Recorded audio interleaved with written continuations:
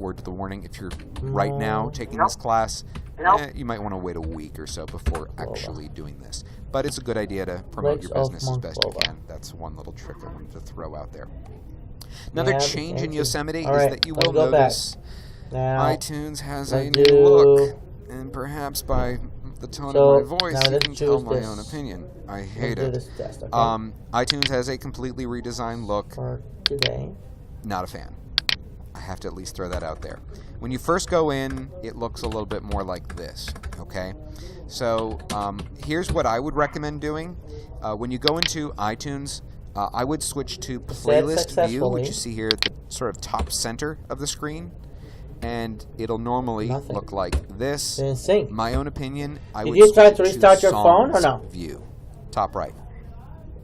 I'm sorry, did I I'll give you an recharge example my where phone? I find this restart. to I'm be sorry. very Did you annoying. restart the phone? Yes, When you I go did. into the You did. iTunes Restart. store Still from the same music, problem. okay? Okay, cool. You're Now just it's in fair music enough. I got portion of most of the iTunes. information that I It used to need. be